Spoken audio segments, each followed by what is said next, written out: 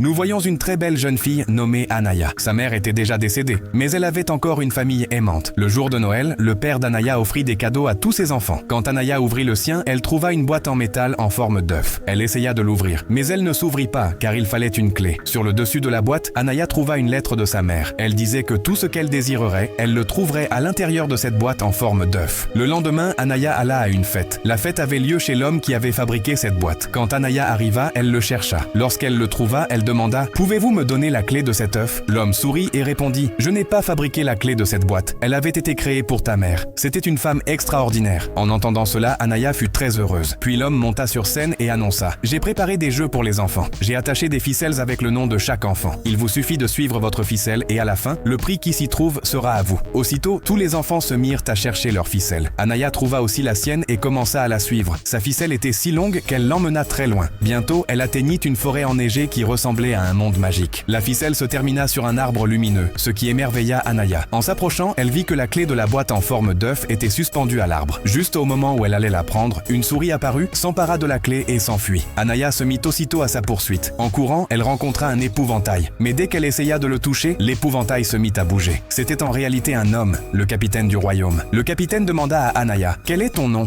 Lorsqu'elle le lui dit, il répondit « Oh, tu es notre princesse. » Anaya, surprise, répondit « Je ne suis pas une princesse. » Le capitaine expliqua « Ta mère était la princesse de ce royaume. » Mais Anaya n'y croyait pas. Alors, le capitaine l'emmena au palais. Quand tous virent Anaya, ils s'inclinèrent pour l'accueillir. En voyant la photo de sa mère, Anaya comprit que c'était vrai. Sa mère avait réellement été la princesse de ce royaume. Puis le capitaine présenta Anaya à une femme appelée Kirti. La femme dit « Ta mère était notre reine. » Anaya demanda « Où est-elle maintenant ?» Elle répondit tristement « Ma mère n'est plus de ce monde. » Tous ceux qui étaient présents furent attristés en l'entendant. Ensuite, Kirti montra à Anaya les 4 parties du royaume magique. Le royaume de glace, le royaume des fleurs, le royaume des douceurs, que Kirti dirigeait, et le royaume des souris. Puis Kirti montra à Anaya une machine spéciale et dit « Ta mère a construit cette machine, mais il faut une clé pour la faire fonctionner. » Anaya s'écria aussitôt « Mais la souris m'a volé cette clé. » Alors, Anaya et le capitaine se dirigèrent vers le royaume des souris. En chemin, Anaya tomba dans un trou et se retrouva parmi d'étranges clowns. La clé s'y trouvait aussi, mais une vieille femme s'en empara. Anaya, rusée, fit trébucher la vieille femme et avec l'aide du capitaine, elle reprit la clé. Tous deux retournèrent au palais et la remirent à Kirti. Kirti utilise la clé pour mettre la machine en marche. De la machine sortirent des soldats de jouets qui prirent vie et ils appelèrent Anaya leur reine.